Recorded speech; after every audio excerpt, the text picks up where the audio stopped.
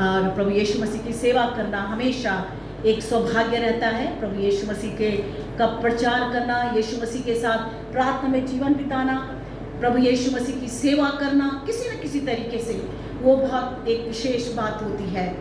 प्रभु यीशु मसीह के नाम की स्तुति। आज सुबह मेरा जो आज सुबह जो विषय है वो विषय है आज्ञाकारिता, ओबीडियंस। आपने देखा जो बच्चे अपने माता पिता की आज्ञा नहीं मानते, उनको उनके माता पिता प्यार भी नहीं करते हैं, लोगों को दिखाने के लिए करते होंगे। मैंने ऐसे बच्चों की कहानियां सुनी हैं जिन बच्चों ने अपने माता पिता को सड़क में निकाल दिया, घर से निकाल दिया। आज सुबह मैं अपने बेटे से कह रही थी, मैं एक बात जानती हूँ, माता पिता चाहे कितने भी खराब हो लेकिन हमेशा माता पिता हैं, ध्यान रखिएगा, क्योंकि हमारा पिता परमेश्वर भी वही है, उसका नेचर भी वही है, उसका एट्रीब्यूट भी वही है। माता पिता कभी खराब नहीं होते, बच्चे खराब हो जाते हैं कई बार। लेकिन मेरा आज आज्ञाकारिता फिजिकल नहीं है, शारीरिक नहीं है, लेकिन आत्मिक है। यदि हम इसको दुनियावी तौर से, मैंने अभी आपको बताया आज्ञाकारिता क्या होती है, लेकिन यदि इस हमको बाइबल के हिसाब से देखें तो बाइबल के हिसाब से मैंने इसकी डेफिनेशन कहीं से ली और मैं आपके सामने रखना चाहती हूँ। बाइबल के अनुसार परमेश्वर के प्रति एक आनंदपूर्ण और स्वेच्छा से, अपनी इच्छा से समर्पण की भी बात आज्ञाकारिता है, जिसमें आपकी इच्छा भी है और परमेश्वर के साथ आपका बिताया हुआ समय भी है, बट आनंद के साथ, जबरदस्ती नहीं। जबरदस्ती हम ना खुद कर सकते हैं, ना हम परमेश्वर से कह सकते हैं प्रभु, हम कौन होते हैं कि हम प्रभु को जबरदस्ती करवाएं। जब परमेश्वर की इच्छा और आपका समर्पण मिलता है तब क्या होता है, वो हमारे जीवन के द्वारा दिखता है। हालेलुया। जब आप समर्पित होते हैं प्रभु के लिए, परमेश्वर की इच्छा को आप पूरा करते हैं, परमेश्वर आप जब मिलते हैं, वो आज्ञाकारिता है। मूसा जब उस सीनै पर्वत पर 40 दिन परमेश्वर के सामने ठहरा हुआ था, परमेश्वर अपने आप आ गया उसके बीच में। परमेश्वर ने क्या दे दिया, लिख, 10 हुक्म दे दिए, आज्ञाएं दे दी, विधियां दे दी, और वो आज तक हमारे पास में है। क्या है, मूर्ति पूजा मत करना, चोरी मत करना, ठीक है, किसी को गाली मत देना, किसी का लालच मत करना, ठीक है, और बहुत सारी बातें, झूठ मत बोलना, किसी को मर्डर मत करना और व्यभिचार नहीं करना, बहुत सारी बातें, 10 हुक्म, 10 बातों को प्रभु परमेश्वर ने मूसा को बताया। कब, जब दोनों मिल गए, और वो आज्ञाकारिता थी। उसने कहा लिख, वो नीचे उतरा और लिख दिया। आज्ञाकारिता हमारे जीवन में इतना महत्वपूर्ण रोल प्ले। यदि आप उत्पत्ति की पुस्तक से लेकर प्रकाशित वाक्य तक देखें, लगातार देखें, यदि आपने पूरा बाइबल पढ़ लिया हो, तो उसमें सारी जगह आज्ञाकारिता, आज्ञा मानना, विधियों पर, आज्ञाओं पर चलना लिखा हुआ है, पूरे उत्पत्ति से लेकर प्रकाशित वाक्य तक। और वो किसके लिए लिखा हुआ है, आपके लिए, मेरे लिए। परमेश्वर ने अपने लोगों के लिए लिखा कि वो क्या करें, परमेश्वर की आज्ञा को माने, उसकी कवेनेंट को मांगे, उससे एक वाचा बांधे कि प्रभु मैं तेरे लिए मैं क्या करूँगा, प्रभु मैं तेरे लिए क्या कर सकता हूँ। जब हम व्यवस्था विवरण उसका 11 अध्याय उसके 26 से 28 पद को देखते हैं, व्यवस्था विवरण आप खोल सकते हैं, मैं पढ़ रही हूँ आपके लिए, 26 से लेकर 28 तक। वहाँ पर इस प्रकार से लिखा है, सुनो, मैं आज के दिन तुम्हारे आगे आशीष और शाप दोनों रख देता हूँ। अर्थात यदि तुम अपने परमेश्वर यहोवा की इन आज्ञाओं को जो मैं आज तुम्हें सुनाता हूँ मानो, तो तुम पर आशीष होगी, और यदि तुम अपने परमेश्वर यहोवा की आज्ञाओं को नहीं मानोगे और जिस मार्ग की आज्ञा मैं आज तुम्हें सुनाता हूँ उसे तज कर दूसरे देवताओं के पीछे चलोगे जिन्हें तुम नहीं जानते, तो क्या होगा, तुम पर शाप पड़ेगा। ये किसके लिए लिख रहे हैं, जो परमेश्वर को जानने के बाद कुछ और करने लगते हैं। ध्यान देना, मूर्ति पूजा ही यहाँ पर पाप नहीं है, लेकिन उसके समान यदि हम कुछ और चीजें करने लगते हैं तब लिए। यदि हम नए नियम में आते हैं, परमेश्वर का पुत्र प्रभु यीशु मसीह एक बहुत ही परफेक्ट उदाहरण है। यूहन्ना के सुसमाचार उसके 14 अध्याय उसके 15 पद में लिखा हुआ है, यदि तुम मुझसे प्रेम रखते हो तो मेरी आज्ञाओं को मानोगे। यदि हम मैंने पहले ही कहा, आज्ञाकारिता परमेश्वर से प्यार, जब हम माता पिता को प्यार करते हैं तो हम उनकी आज्ञा को मानते हैं। जो बच्चे माँ बाप को प्यार नहीं करते उनकी आज्ञा को भी नहीं मानते, उनके विरोध में चलते। तो यहाँ पर भी यीशु मसीह अपने मुंह से इस बात को कह रहा है कि जो मुझसे प्रेम रखेगा, मैं जो कुछ भी बोलूंगा वो करेंगे। इसलिए तो हम कर रहे हैं ना। हम यहाँ इकट्ठे, किसने बोला हमको इकट्ठा होने के लिए? परमेश्वर ने बोला। परमेश्वर ने कहा 7वां दिन मेरा दिन है, आप तुम लोग क्या करो, इकट्ठा हुआ करो। और हम इकट्ठा होकर उसकी आराधना करते हैं। यदि हम इकट्ठा होते हैं, परमेश्वर की उपस्थिति में आते हैं, तो ये एक आराधना भी है। जो रोमियो की पत्री 12 अध्याय 1 पद में लिखा हुआ है, वहाँ इस प्रकार से लिखा हुआ है कि तुम हे भाइयों, इसलिए हे भाइयों मैं तुम्हें परमेश्वर की दया स्मरण दिलाकर विनती करता हूँ कि तुम अपने शरीरों को क्या करो, जीवित और पवित्र और परमेश्वर का भावता हो। ये भी आज्ञाकारिता है, ये भी आज्ञा मानना है। जब हम क्या करते हैं, अपने शरीर को, अपनी आत्मा को दुरुस्त करते हैं, कष्ट होता है उसमें। बाइबल में एक जगह लिखा हुआ है परमेश्वर की आज्ञा माननी कठिन है। मैंने नोट किया हुआ यहाँ पर यूहन्ना के सुसमाचार उसके 5 अध्याय के 2 पद में लिखा हुआ है परमेश्वर की आज्ञा माननी कठिन है, उसमें दाम है। जब मैं इसको याद कर रही थी तो मुझको समझ में आई एक बात, क्योंकि कभी कभी मेरी एक टीचर है जो मेरे बिहाफ में सब्स्टिट्यूशन लगाती है। अब वो 4 पीरियड लेकर आई है और मैंने उसको बोला तो 5वें पीरियड में भी तू ही क्लास में चली जाए, क्योंकि किसी का मुझे अरेंजमेंट करना है। तो वो उसके लिए उसने मेरी आज्ञा तो माननी है, उसको तो जाना तो है उसको 5th पीरियड में, लेकिन उसके लिए क्या हो जाएगा, कठिन हो जाएगा। मैं एक परमेश्वर के दास को सुन रही थी एक बार, क्योंकि मैं बहुत यूट्यूब में भी परमेश्वर के दासों को सुनती रहती हूँ। वो बता रहे थे कि मैंने किसी पास्टर को या किसी इवेंजलिस्ट को, मुझे परमेश्वर ने कहा कि उसको कुछ अमाउंट दे दे, और मैंने अपने खाते से निकालकर उस भाई को वो अमाउंट दे दिया, और मेरे अकाउंट में थोड़ा सा पैसा बच गया। मैं आज्ञाकारिता की बात बता रही हूँ। फिर पवित्र आत्मा ने उनसे कहा जो पैसा अभी भी तेरे पास है इसको भी दे दे। मैंने कहा प्रभु तू क्या कह रहा है मुझसे?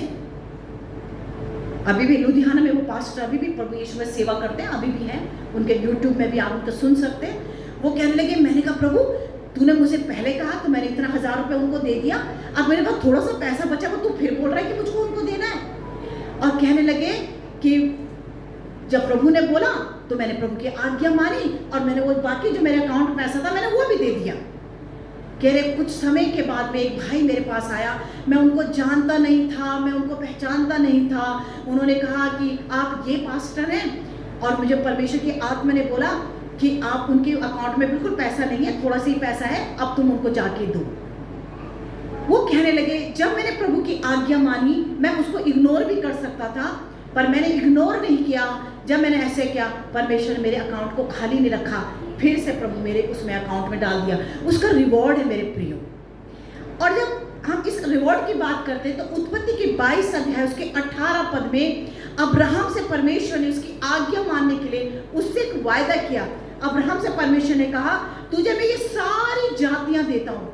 आपको मालूम है अब्राहम के बारे में परमेश्वर ने क्या की, तेरी संतानें क्या होंगी, आकाश के तारों के समान और जमीन के रेत के किड़कों के समान होंगे, मैं तुझे सारी जातियों में कराऊंगा। और तब क्या कहे, क्यों कहा, क्योंकि तू धन्य होगा, क्योंकि तूने मेरी बात मानी है। हालेलुया। जब उसने कहा मैं तुझे कब धन्य बनाऊंगा पृथ्वी पर, क्योंकि तूने मेरी बात मानी है। जब हम परमेश्वर की बात को मानते हैं, आज्ञाकारी रहते हैं, तब परमेश्वर क्या करता है, हमको धन्य बनाता। हमको लगता नहीं कि हम धन्य हैं, लेकिन हमें लोग देखते हैं कि हम धन्य हैं। आप आज स्वस्थ हैं कि आप धन्य नहीं हैं? आज आप खाना खा सकते हैं, आप धन्य नहीं हैं? आज आप चल फिर सकते हैं, आप धन्य नहीं हैं? मैं बताऊं आपको, 4-5 दिन से मैं प्रभु यीशु मसीह की कितनी स्तुति कर रही हूँ। जब मैंने, वो मुझसे भी छोटी है एज में, जब मैंने अपने इस टीचर के बारे में सुना, बहुत छोटी है मुझसे, 10-12 साल तो छोटी होगी, उसके बच्चे भी छोटे छोटे हैं, छोटे बच्चे तो उसके 4th में ही पढ़ते हैं, 3 बच्चे हैं उसके पास। आपको मन धन्यवाद से नहीं भरता? आपको मालूम है, हमें नहीं मालूम है कि आज्ञा न मानने के कारण कब परमेश्वर का श्राप, जो मैंने पहला बात बताया था, हमारे ऊपर आ सकता है। यदि हम आज्ञाकारिता की और बातों को आप देखें तो आदम और हव्वा ने आज्ञा न मानने के कारण पाप को इस संसार में ले आए। जब आदम और हव्वा जो पहले आदि माता पिता हुए, उन्होंने क्या करा, एक फल को खाने के लिए जो जो भलाई और बुराई का फल था, उस फल को खाने के बाद जो परमेश्वर ने मना किया था, परमेश्वर की आज्ञा तोड़ दी और पाप को इस संसार में, मौत को, कष्ट को, दुख को, पीड़ा को संसार में इंट्रोड्यूस कर दिया। बट आपको मालूम है कुरिन्थियों के पत्र उसका दूसरा अध्याय में लिखा हुआ है, पहला कुरिन्थियों 15 अध्याय के 22 पद में लिखा हुआ है, लेकिन परमेश्वर ने उस पाप को मिटाने के लिए, उस श्राप को मिटाने के लिए प्रभु यीशु मसीह को, अपने पुत्र को इस संसार में भेजा, ताकि वो जो पाप जो आदम से चला रहा था वो यीशु मसीह में आकर समाप्त हो जाए। जब मैं मनन कर रही थी इस बात में, तो एक लाइन मैंने यहाँ पर लिखी, मुझे प्रभु यीशु मसीह ने बताया, यदि यीशु क्रूस पर न मरता और पिता की आज्ञा को टाल देता तो परमेश्वर मनुष्य के उद्धार के लिए दूसरा उपाय कर सकता था। ये परमेश्वर ने मुझे बताया। ये जरूरी नहीं था कि मरियम के द्वारा यीशु मसीह को इस संसार में आना था। ये प्रभु के आत्मा ने मुझे बताया। क्या परमेश्वर कोई दूसरा उपाय नहीं कर सकता था? यदि उसको आदम और हव्वा के द्वारा जो पाप संसार में आया था, उस पाप को मिटाना ही था, यीशु मसीह को लाना ही मात्र एक उपाय नहीं था। वो था, हो सकता था, लेकिन यीशु मसीह कोई परमेश्वर दूसरा उपाय भी कर सकता था। तो लेकिन क्या किया? परमेश्वर को क्या भाया, परमेश्वर को क्या अच्छा लगा कि उसको मरियम को आज्ञा माना। मरियम ने एक ऐसी स्त्री थी जिसने परमेश्वर की आज्ञा को माना, जो उसके लिए असंभव था कि वो परमेश्वर के पुत्र को, एक अनमैरिड गर्ल जिसकी अभी शादी नहीं हुई, सिर्फ मंगनी हुई है, उसने परमेश्वर के पुत्र यीशु मसीह को अपने कोख में रखा, आज्ञा पालन किया और यीशु मसीह को इस संसार में भेज दिया। पिता की आज्ञाकारी यीशु मसीह क्रूस पे मरने के लिए भी तैयार हो गया। मुझे परमेश्वर ने मुझे अपने उस अलौकिक ज्ञान में बताया कि यदि वो यीशु मसीह को नहीं भेजता तब भी वो आदम के द्वारा पाप का उपाय कर सकता था, क्योंकि वो परमेश्वर था। लेकिन उसको क्या भाया?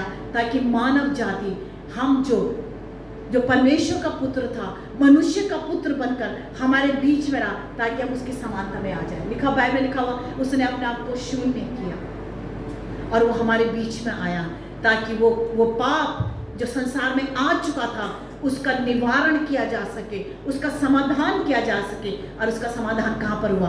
क्रूस पर हुआ। हालेलुया, प्रभु के नाम की स्तुति हो। यदि हम परमेश्वर के वचन पे चलते हैं, उसकी आज्ञाओं को मानते हैं, प्रेरितों के काम की पुस्तक उसका 5 अध्याय उसके 29 में लिखा हुआ है, तब पतरस ने अपने प्रेरितों को, जो और लोग थे, उनसे कहा, क्या परमेश्वर मनुष्य की आज्ञा को बदल सकता है?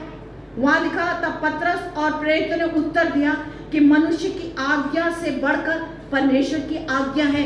हमें मनुष्य की आज्ञाओं को मानते तो हैं, लेकिन हमें परमेश्वर की आज्ञाओं को ज्यादा महत्व देना होता है। पर यदि हम परमेश्वर की आज्ञा मानते हैं तो हम मनुष्य की आज्ञा भी मानते हैं। परमेश्वर के नाम की स्तुति, उसके नाम की जय जयकार हो। मैंने यहाँ पर कुछ बातों को लिखा हुआ है। जब हम परमेश्वर की आज्ञाओं को मानते हैं तो परमेश्वर हमसे कुछ वायदे करता है, कुछ प्रोमिसेस करता है। माना मैंने किसी को कुछ देने के लिए बोला है, उसको कुछ करने के लिए बोला है, तो मैं जरूर उसके साथ कुछ वायदे करूंगा। परमेश्वर ने कुछ वायदे किए, और जब पहला वायदा मुझे बहुत अच्छा लगा, परमेश्वर ने हमारे लिए किया, वो निर्गमन की पुस्तक उसका 19 अध्याय उसके 5 पद में लिखा हुआ है। इसलिए 19 अध्याय 5 पद मैं पढ़ रही हूँ आपके लिए। वहां लिखा हुआ है, इसलिए अब यदि तुम निश्चय मेरी आज्ञाओं को मानोगे और मेरी वाचा का पालन करोगे तो सब लोगों में से तुम ही मेरा निज धन ठहरोगे। हालेलुया। दुनिया में एरू गैरू नत्थु खैरू परमेश्वर का धन नहीं है। आप और मैं परमेश्वर का धन है, जिनको परमेश्वर क्या कर रहा है? अपने खत्ते में इकट्ठा कर रहा है। यदि हम नए नियम में पढ़े तो हमको गेहूं के समान माना गया है। यदि हम नए नियम में देखें तो हम भेड़ों के समान हैं। और यहाँ पर परमेश्वर का वचन कह रहा है, तुम उसके क्या हो? धन हो। हम परमेश्वर की दौलत है। अपने आप को कभी भी कमजोर ना समझें। अपने आप को, चाहे हम कितने भी गरीब हों, चाहे हमारे पास कितनी भी फैसिलिटी ना हो, लेकिन हम इस संसार में क्या हैं? परमेश्वर का धन है। और आगे लिखा हुआ है, क्योंकि समस्त पृथ्वी मेरी है। और उस समस्त पृथ्वी में हम सोना है, हम चांदी हैं, हम व्हाइट गोल्ड हैं, हम डायमंड हैं, हम क्या हैं? और बहुमूल्य जितने भी बाइबल में सारी मणियों के जिक्र है। ओपरा जितने भी पुखराज वगैरह जो सबसे महंगा पत्थर है, उनका जिक्र भी बाइबल में है। हम वो हैं। कहिए मैं परमेश्वर का अनमोल धन है। ये परमेश्वर वादा कर रहा है, यदि हम प्रभु की आज्ञा को मानेंगे, परमेश्वर की विधियों को मानेंगे, तो हम क्या होंगे? परमेश्वर के धन ठहरेंगे। हमें संसार का धन नहीं चाहिए। इसलिए कई विश्वासी लोग जो बड़े कट्टर मसीह लोग हैं, लाइक पास्टर जॉबिन के पेरेंट्स IPC, वो सोना चांदी इसीलिए नहीं पहनते, उनकी बहनें नहीं पहनते, उनके जेंट्स नहीं पहनते, क्योंकि कहते परमेश्वर हमारा धन है, परमेश्वर हमारी दौलत है। और जब हम स्वर्ग में जाएंगे तो हम सोने और चांदी और वहाँ लिखा हुआ हर तरह के मणि, सोना चांदी जड़े हुए हैं जो जिस पर हम रहेंगे।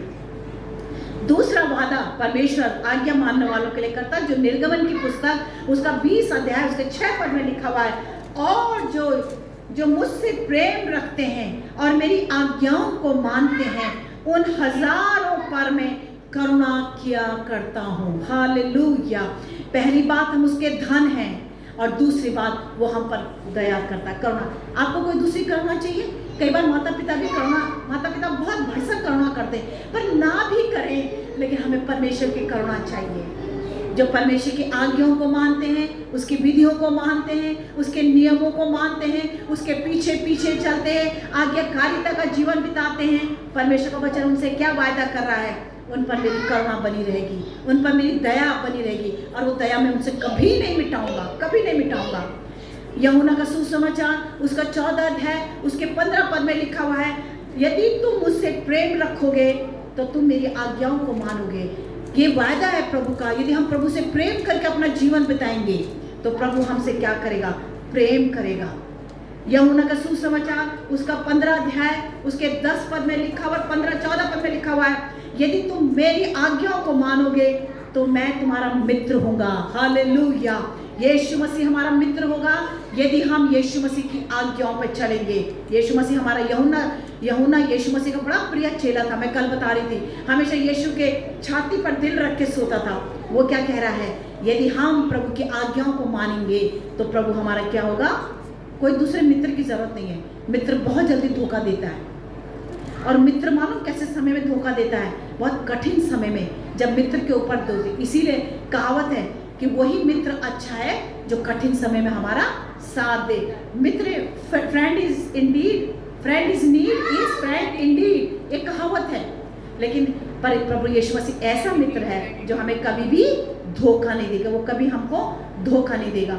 मत्ती का सुसमाचार उसका 5 अध्याय उसके 19 पद में लिखा हुआ है, इसलिए जो कोई इन छोटी सी छोटी आज्ञाओं को जो मैं आज तुम्हें सुनाता हूँ मानेगा तो तुम क्या करेगा? तुमको स्वर्ग के राज्य में बड़ा किया जाएगा। और यदि तुम उसको ठुकराओगे, उसको नहीं मानोगे, तो तुम स्वर्ग के राज्य में छोटे किए जाओगे। आप लगा लीजिए कितना बड़ा प्रॉमिस परमेश्वर का वचन कह रहा है। यदि हम परमेश्वर के आज्ञाओं और नियमों को मानेंगे तो हम स्वर्ग के राज्य में बड़े किए जाएंगे। स्वर्ग के कई प्रोमिसेस हैं स्वर्ग के राज्य में बड़े करे जाने के लिए। इवन ये भी लिखा हुआ है कि यदि आप मेरे जन को एक कटोरा पानी पिलाओगे तो तुम अपना प्रतिफल कहीं नहीं। लेकिन हम यहाँ पर आज्ञा की बात कर रहे हैं। यदि हम प्रभु की आज्ञाओं को मानेंगे तो हम स्वर्ग के राज्य में क्या किए जाएंगे? बड़े किए जाएंगे, बड़े किए जाएंगे। प्रभु के नाम किसके? आज मैं थोड़ी सी 1-2 बातें जिन्होंने प्रभु के कुछ ऐसे जीवन, ऐसे चरित्र, ऐसे प्रभु के लोग जिनका मैं बाहर से एग्जाम्पल नहीं देना चाहती हूँ, लेकिन मैं आपके सामने बाइबल से ही कुछ उदाहरणों को रखना चाहती हूँ आज सुबह। सबसे पहला उदाहरण है नूह। बाइबल में यदि आप उत्पत्ति की पुस्तक और उसके 6 अध्याय को और उत्पत्ति के ही 7 अध्याय को आप पढ़ते हैं तो ऐसे समय में परमेश्वर नूह से वायदा कर रहा। बड़े ध्यान से सुने। जिस समय कुछ होने वाला नहीं है और परमेश्वर नूह से कह रहा है तू मेरे लिए क्या बनाए? कश्ती बना। जबकि इजराइल में अब तो बहुत बाढ़ है। अब तो राजस्थान हमारे भारत का एक स्टेट है, सबसे बड़ा स्टेट है, जिसमें सिर्फ एक नदी बहती है जिसका नाम लोनी नदी है, जिसमें सिर्फ बारिश भी 50 mm की होती है। 50 mm। और आज आप न्यूज़ देखिए, पिछले हफ्तों में मैं न्यूज़ देख रही थी कि पूरा राजस्थान, वो लोनी नदी वो पता नहीं कहाँ है, आज राजस्थान पूरा पानी से भरा पड़ा हुआ। ऐसे ही कुछ परमेश्वर ने इजराइल में किया, नूह के ज़माने में किया। नूह परमेश्वर की आज्ञा को मानकर उसने मरुस्थल भूमि में, क्योंकि परमेश्वर के सामने एक एक बात आ गई थी कि अब परमेश्वर को पृथ्वी को तबाह करना है, बर्बाद करना है, क्योंकि इस संसार का जो पाप थे, इस संसार की जो बुराइयां थी, वो परमेश्वर के सामने बढ़ चुकी थी नूह के समय में। और परमेश्वर ने क्या ठाना कि अब मुझे इसको बर्बाद करना है। परमेश्वर सोचा हुआ है कोई जन, वो आ जाएगा नाव के अंदर, बच जाएगा। उसको नाव नहीं बोलेंगे, उसको जहाज बोलेंगे। बाइबल में जहाज लिखा हुआ है, वो जहाज के अंदर आएगा, वो बच जाएगा। लेकिन दुर्भाग्य की बात थी कि सिर्फ 8 लोग के अलावा कुछ भी नहीं बना। जब नूह उस जहाज को बनाता था तो उसके, जब हम देखते हैं उसके 6:14 में लिखा हुआ है, परमेश्वर ने लिखा हुआ, परमेश्वर के आज्ञा के अनुसार नूह ने किया, क्या किया? जहाज बनाना शुरू कर दिया। अपने आप भी बनाता था, अपने तीनों बेटों के साथ बनाता था। तीनों बेटे भी लगे हुए थे और वो लोगों को सुसमाचार प्रचार करता था, किसी ने नहीं सुना। फिर उसके बाद 7 अध्याय 1 पद में 1 से 5 में लिखा हुआ है, वहां पर लिखा हुआ, जब उसने सारे लोगों को इकट्ठा कर लिया, 40 दिन 40 रात बारिश होती रही। वहां पर भी एक बात लिखी हुई है 7 अध्याय के 1 पद से लेकर 5 पद में, परमेश्वर की इस आज्ञा के अनुसार नूह ने किया, क्या किया? सारे जानवरों को इकट्ठा करा जहाज के अंदर, अपने परिवार को लेके चला, प्रचार करता था, आ जाओ आ जाओ, कोई नहीं आया। 7 दिन रहने के बाद, 7 दिन के बाद बारिश शुरू हो गई और पानी, जो जहाज था वो डूबने लगा। नूह, यदि कोई दूसरा होता, बट मैं क्या सोच रही थी जब मैं इसको मैं कर रही थी, यदि अभी मैं इस स्थिति में, मैं आपको भी कह रही हूँ, मैं अपने आप को पहले रख रही हूँ, यदि अभी परमेश्वर की आवाज़ मेरे कान में आए कि एस्तर तू ये कर दे, क्या मैं करूँगी? मेरा प्रश्न था अपने आप से, पता नहीं आप करें, मैं शायद नहीं कर पाऊंगी। माना कोई भी परमेश्वर मुझसे ही कहता है, परमेश्वर ऐसा नहीं आता। परमेश्वर तो वचन के द्वारा बात करेगा, आज प्रार्थना में बात करेगा, हमारे स्वप्नों और दर्शनों के द्वारा बात करेगा, क्योंकि अंत के दिनों में परमेश्वर ऐसी बातें कर रहा है, भविष्यवाणी के द्वारा बात करेगा। यदि कोई ऐसा डिफिकल्ट टास्क, ऐसा डिफिकल्ट वायदा प्रभु आज मुझसे कर दे, मैंने कहा प्रभु मैं नहीं कर पाऊंगी जो नूह ने किया। सच में बताऊं, मैं नूह ने बड़ा कठिन काम उस समय में किया, कठिनाई से उसने परमेश्वर की आज्ञा का पालन किया और कर भी दिया और हो भी गया और बच भी गया। मैं परमेश्वर को धन्यवाद देती हूँ। क्या आप करेंगे ऐसा यदि प्रभु आपसे बोले? दूसरा, जब मैं देख रही थी मूसा के बारे में, मूसा ने एक बड़ी गलती करी और परमेश्वर की आज्ञा को तोड़ दिया। उसको सिर्फ चट्टान से बोलने के लिए कहा गया था। बाइबल में एक ही जगह लिखा हुआ है कि उसने, मूसा ने परमेश्वर की आज्ञा को टाला और मालूम क्या हुआ उसके साथ में? वो मोआब देश में प्रवेश नहीं कर पाया। बाइबल पढ़िए, ध्यान से पढ़िए। मूसा जो उसके निर्गमन के 40 अध्याय के 16 पद में लिखा हुआ है, मूसा ने जो आज्ञा परमेश्वर ने दी थी कि तुझे बोलना है चट्टान से कि पानी निकला, उसने क्या करा? 2 बार अपनी छड़ी मार दी। उसके हाथ में एक छड़ी थी और परमेश्वर उससे क्रोधित हो गया इस बात से, और परमेश्वर ने उससे कहा कि तू क्या करेगा? आप कनान देश में प्रवेश करने नहीं पाएगा। पर यहाँ पर जो प्रॉमिस उससे किया कि तू मेरे लिए क्या बनाएगा? घर बनाएगा। क्या बनाएगा? मेरे लिए मिलाप का तंबू बनाएगा और उसमें तू हारून के कुछ लोगों को रखेगा और वो हारून के जो परिवार होगा, हारून के जो बेटे होंगे, वो मिलाप के तंबू की क्या करेंगे? सेवा टहल करेंगे। जब हम मूसा का 40 अध्याय पढ़ते हैं, 40 अध्याय का 16 निर्गमन की, तो वहां लिखा हुआ मूसा को परमेश्वर ने आज्ञा दी कि तू मेरे लिए क्या बना? एक मिलाप का तंबू बना और उस पर क्या कर? सारी चीजों को रख। उसके बाद अब्राहम के बारे में हम पढ़ते हैं। अब्राहम से परमेश्वर ने क्या वायदा किया? क्या वायदा किया अब्राहम से? कि तू क्या कर? मेरे लिए अपने बेटे को बलिदान कर। कोई कर सकता है ऐसे? सबसे बड़ा आज्ञाकारी लोग कौन है इस पृथ्वी पर? जो परमेश्वर का डर और भय मानने वाले। उसने कहा, उसने बलिदान कर दिया अपने बेटे को, और बलिदान करने के बाद उस आज्ञा को मानकर परमेश्वर ने उसको उसका बेटा लौटा दिया। उसकी जगह पर क्या उपाय करा? एक भेड़ का उपाय करा। एस्तर की पुस्तक में जब हम पढ़ते हैं, आज्ञा मानने वाली लड़की एस्तर, एक एस्तर यहूदी है, लेकिन वो उसकी शादी, उसको वो पटरानी कहाँ बनी है? एक दूसरे कौम के राजा के साथ में पटरानी बनी है। और जब वो पटरानी बनी है वहाँ पर, तो एस्तर की पुस्तक में लिखा हुआ 4 अध्याय के 16 पद में लिखा हुआ है, उसने ऐलान करा दिया, मोर्देकै जो उसका भाई था, कजन ब्रदर था, कोई लोग कहते हैं उसका चाचा था, लेकिन भाई की तरह, बेटी की तरह उसको पालता था। मोद्रेक से कहते जा 3 दिन उपवास कर, प्रार्थना कर, और क्या कर, तुम ना कुछ खाओ ना पियो, मैं राजा के सामने क्या करूंगी, जाऊंगी, क्योंकि परमेश्वर की आज्ञा से जाऊंगी, अपनी आज्ञा से नहीं, और मैं अपने लोगों का क्या करूंगी, उद्धार करूंगी। और वो जाती है, और मालूम क्या हुआ, आप यदि बाइबल पढ़ते हैं तो ऐसे ही होने के बाद में उसने क्या करा, पूरे यहूदियों का उद्धार का कारण बन गई एस्तर। कल मैं शाम को यूथ मीटिंग में रूथ के बारे में बता रही थी। रूथ एक मोआबिन लड़की थी, शादी होकर आई थी, पति मर गया। नौमी सास परमेश्वर पर विश्वास करने वाली स्त्री थी। नौमी क्या था, ना था पति था, ना 2 बेटे थे। रूथ एक ऐसी स्त्री बनी जिसने परमेश्वर की आज्ञा का पालन किया। उसने अपनी सास की ही आज्ञा नहीं माना, लेकिन सास पर, जो सास का परमेश्वर था, उस पर भी विश्वास करने वाली, उसकी आज्ञा पालन की। ना तो उसने अपनी सास को छोड़ा, ना सास के परमेश्वर को छोड़ा। और कहाँ आ गई, बैतलहम में आ गई, परमेश्वर के घर। बैतलहम का मतलब रोटी का घर, वहां पर आ गई, और वहां पर क्या रहने लगी।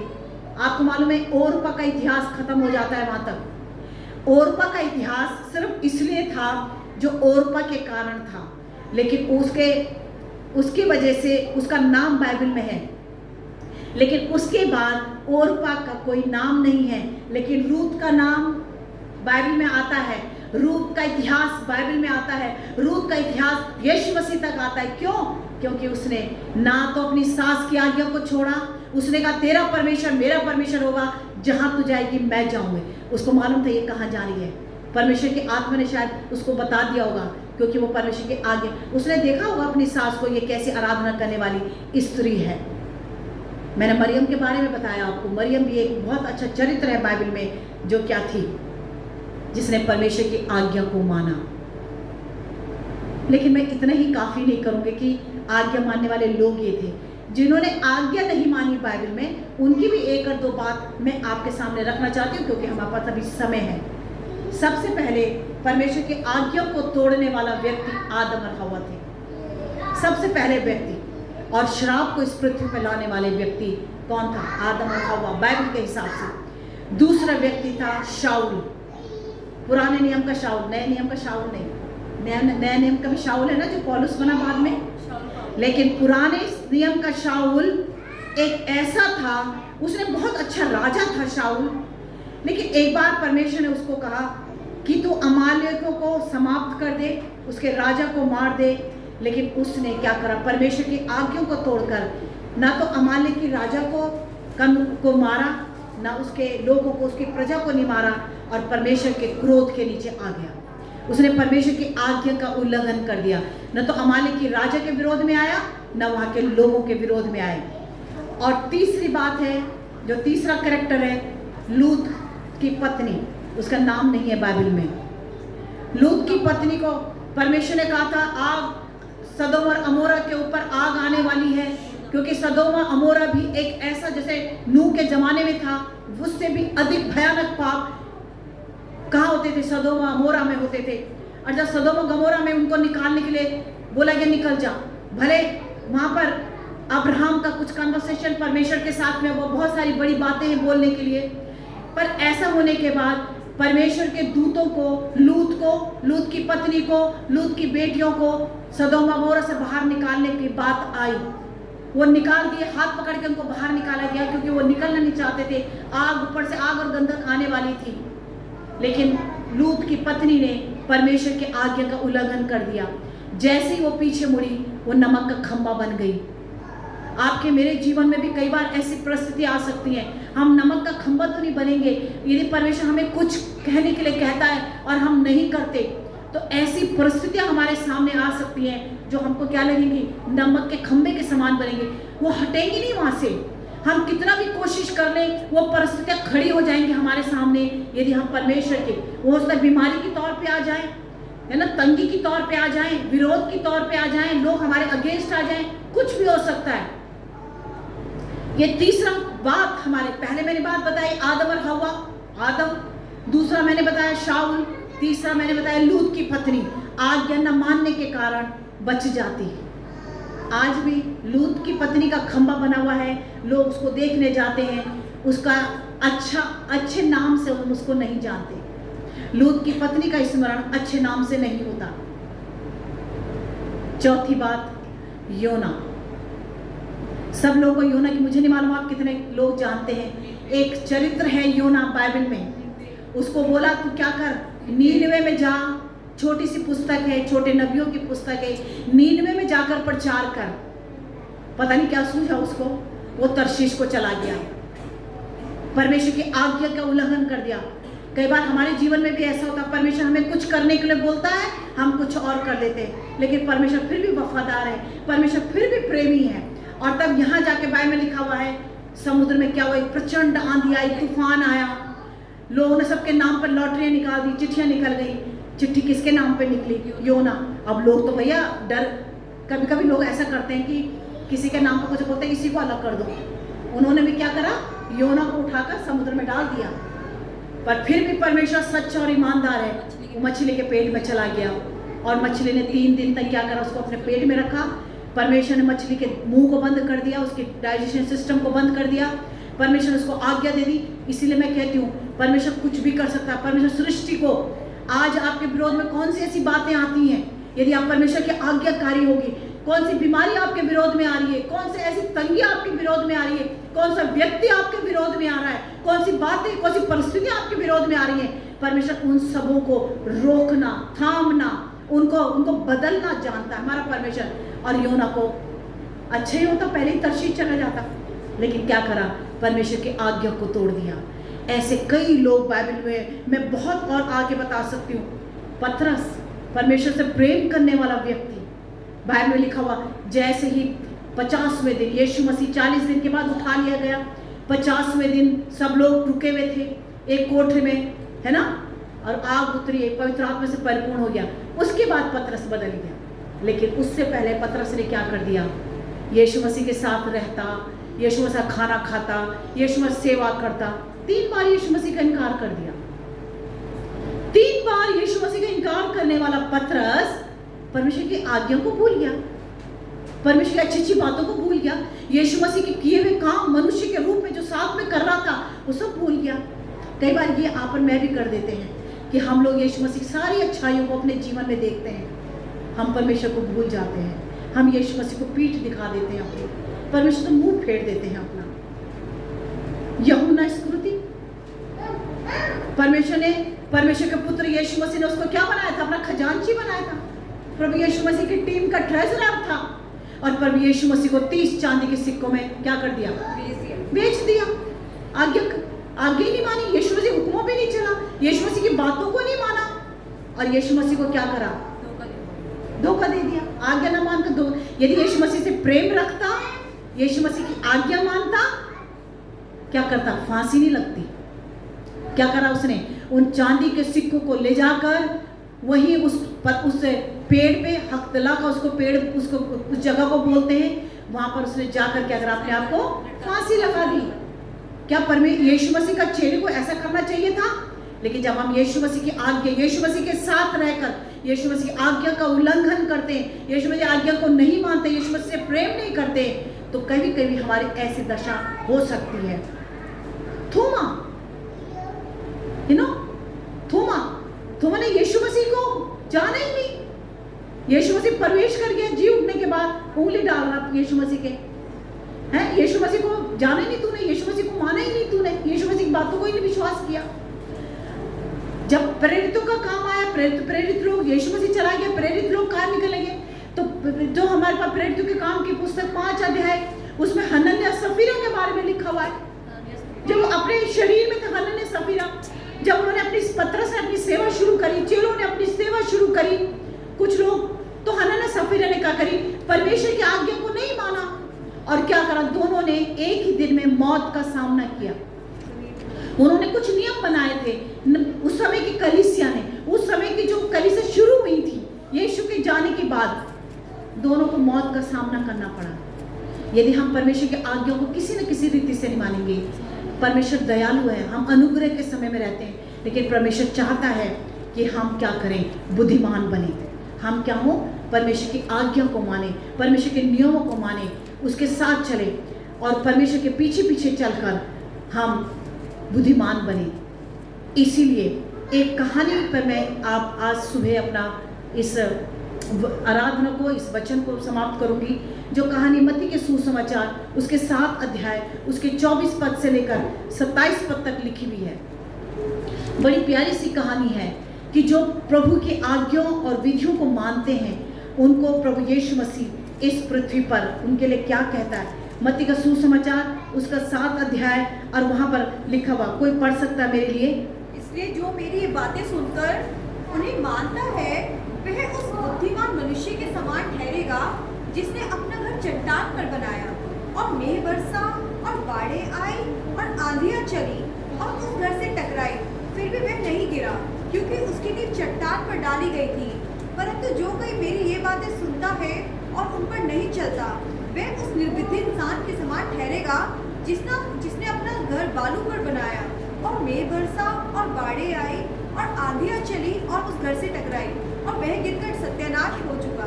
जब यीशु ये बातें कह चुका तो ऐसा हुआ कि भीड़ उसके उपदेश से चकित हुई। Thank you so much. यहाँ पर लिखा हुआ है कि जो मेरी बातों को सुनकर उन्हें मानता है, जो मेरी आज्ञाओं को, मेरी विधियों को मानता है, वो कौन है इस पृथ्वी के ऊपर? बुद्धिमान है। आज मेरी प्रार्थना प्रभु से यह है, हम सबों को प्रभु बुद्धिमान बनाए ताकि हम परमेश्वर की बुद्धि में चलकर, परमेश्वर की उन शक्ति में चलकर, परमेश्वर के उस वचन के द्वारा चलकर हम अपने मसीह जीवन को बताएं। तो हम क्या होंगे? हमारा घर सांसारिक घर नहीं, हमारा आत्मिक घर कहाँ पर होगा? चट्टान पर बना रहेगा। क्योंकि चट्टान ऊंचे पे, उसमें जैसे बाढ़ें आ रही हैं आजकल, कुछ आ रहा है, वो कभी नहीं बहेगा। हमारे आप जब हम इस संसार की सफर में हैं, जब हम दुनिया में अपना जीवन बिता रहे हैं, मनुष्य रूप में हम सब चीजें देख रहे हैं, तो हमारे जीवन पर आंधी भी आ सकते हैं, तूफान भी आ सकते हैं, दुख भी आ सकते हैं, पीड़ा भी आ सकते हैं, कष्ट भी हो सकते हैं, विरोध भी आ सकता है। पर हम कभी, हमारा मसीह जीवन डगमगाएगा नहीं, हमारा आत्मिक जीवन कभी भी तहस नहस नहीं होगा।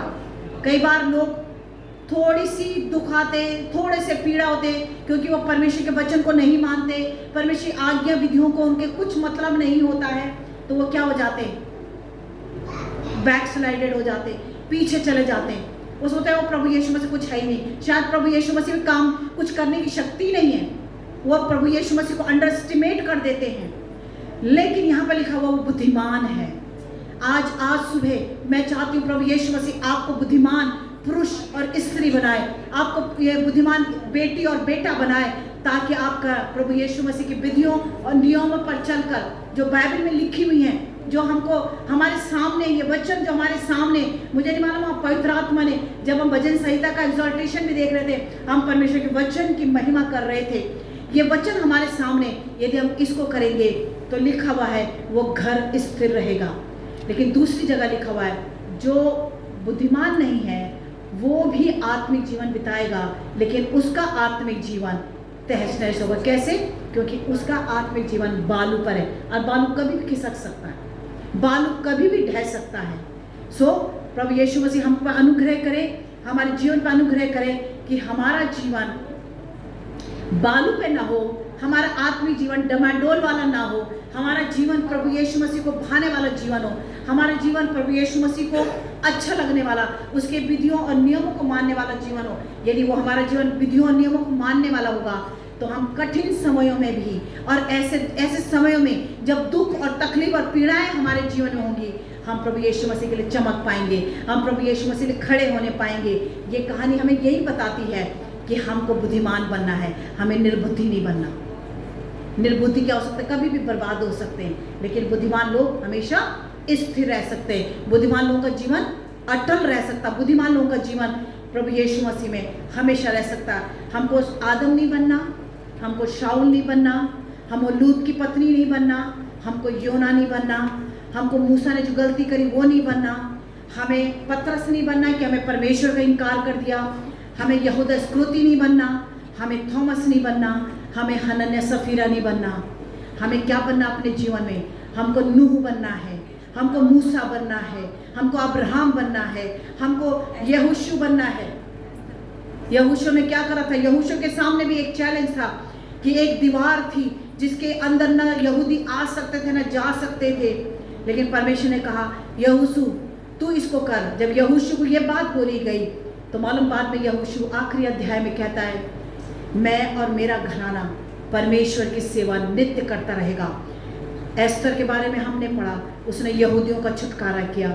रूत का हमने कहा उसका इतिहास खत्म नहीं हुआ। बोअज से उसकी शादी हुई, बोअज से ओबेद पैदा हुआ, ओबेद से ईशे पैदा हुआ, ईशे से दाऊद पैदा हुआ और दाऊद के वंश से यीशु मसीह आया। ओरपा का इतिहास खत्म हो गया क्योंकि वो अपने घर चली गई। उस मोआब जो संसार को दिखाता है वो संसार में चली गई। लेकिन रूत अपनी सास के साथ बैतलहम में जो रोटी का घर है, जो परमेश्वर का घर है, वहाँ यदि आप संसार में रहेंगे आप हो सकता है चांसेस हैं कि आप बर्बाद और नाश हो जाएं। लेकिन आपके लिए 100% श्योरिटी है जब आप परमेश्वर के भवन में रहेंगे, परमेश्वर के भवन में आपको आशीष मिलेगी और आपका इतिहास भी होगा। और आपका इतिहास संसार तक ही नहीं होगा बल्कि संसार के अंत तक भी होगा। अनंत काल का इतिहास होगा आपका मेरा। क्योंकि हम जब एक व्यक्ति इस पृथ्वी पर यीशु मसीह को पाता है वो अपनी मर्जी से नहीं पाता। मैं भी किसी से फ़ोन पर बात कर रही थी, मैंने उनसे ये बात बोली, मैंने कहा आप और मैं आज एस्तर नहीं हूँ। मैं जब पैदा भी नहीं हुई थी मैं तब भी एस्तर थी। बाइबल में क्या लिखा हुआ है? मैंने तुम्हें गर्भ में आने से पहले ही चुना हुआ है। हालेलुया। आप पहले से ही आपकी दुनिया में लोग कहते हैं डेस्टिनी है, destiny, everybody is saying this is a phenomena. लेकिन हमारी डेस्टिनी बाइबल बताती है कि हम यीशु मसीह में आने से पहले ही हम चुने हुए हैं, हम ठहराए हुए हैं, हम रखे गए हैं और दुनिया में ही नहीं अनंत काल के लिए। और इसीलिए हम क्या हैं? बाइबल में लिखा हमारा मोल क्या है? धन है। हम परमेश्वर के धन हैं, हमारे ऊपर करुणा है, हमारे ऊपर परमेश्वर की आशीष है। हम परमेश्वर के प्रभु हमारा मित्र है। हालेलुया। हम उसकी अच्छी उसकी चरागाह की भेड़े हैं जो उसकी आवाज़ को सुनते हैं, जो उसकी भेड़ है उसकी। मैं कल बच्चों से यूथ जवानों से बोल रही थी, भेड़ों की आवाज़ चरवाहा सुनता है और चरवाहा की आवाज़ भेड़ें सुनती है। मैं चरवाहा सुनता है। और चरवाहा जब बोलता है, चरवाहा तो अपने इंसानियत मेरी जैसी आवाज़ में बोलता है, लेकिन भेड़ें उसकी आवाज़ को सुनती हैं। प्रभु यीशु मसीह ने कहा भेड़ें मेरे शब्द को सुनती हैं, वो मुझे पहचानती हैं, वो मेरे पीछे चलती हैं। स्वर्ग के राज में आप और मैं भेड़ों के समान प्रवेश करेंगे, बकरी के समान ही बाइबल में लिखा हुआ, न्याय के दिन गेहूं के समान। और हम एक अच्छा धन बनकर, एक अच्छे परमेश्वर के जन बनकर, परमेश्वर की संतान बनकर, परमेश्वर के प्रेमी बनकर हम स्वर्ग के राज में प्रवेश करेंगे। आइए आज सुबह हम अपनी आंखों को बंद करें। हालेलुया। परमेश्वर के सामने अपने आप को